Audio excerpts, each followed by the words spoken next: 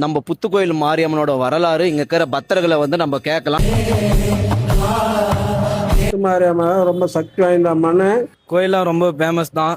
நிறைய பேர் லைக் பண்றாங்க. இந்த சரௌண்டிங்ல பாத்தீங்கன்னா இது ஒரு டாப் இதுல இருக்கு. முத்துமாரி அம்மா முதல்ல இந்த ரோடு போடுறதுக்காக அம்மாவை இடிச்சு எடுத்துட்டாங்க. அந்த கோபுரமெல்லாம் இடிச்சு எடுத்து கொட்டிட்டாங்க. கொட்டிட்டு அதுக்கப்புறம் அந்த புத்து மட்டும் எழ முடியல. எப்பேற்பட்ட டிஎஸ்பி என்ன எழ முடியல. அது முடியாத குறைக்கு கட்சிட்டு ஒரு பந்தல் நட்டு 4 கால் நட்டு மறுபடியும் பந்தல் போட்டாங்க. அந்த பந்தல் போடும்போது அந்த பந்திலே கடன்னு ஆடிச்சு. ஆடும்போது இது அந்த புத்து மாலைக்கிற மட்டும் ஆடிச்சு பாரு. அந்த புத்து எடுக்க முடியல. அதுக்குள்ளே இவர் ராத்திரி 7 மணிக்கு ஏகாப்பட்ட ஜனம் 700 ஜனம் சேர்ந்து போய் அதுக்கப்புறம் போலி எஸ்ஐ வந்தார். வந்ததும் என்னை தோள்பட்டியை பிடிச்சின்னு அந்த புத்து சுற்றின்னு வந்தார்.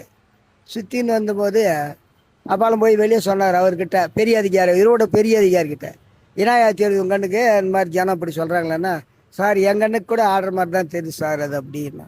சரி அப்படின்னாக்கா கோயில் எடுக்கிறது இல்லைன்னு புத்து எடுக்கிறது இல்லைன்னு சொல்லிட்டு அலோஸ் பண்ணிவிடு அப்படின்னாங்க. அதுக்கப்புறம் ஒரு ஆள் வந்தார். அவர் ஃபோனாவிலேருந்து வந்து இதை பார்த்து என்ன இது உள்ளக்கு எடுக்க முடியுமா முடியாதான்றத பற்றி அவனுக்கு பார்த்தாரு பைனாக்குலாவில்.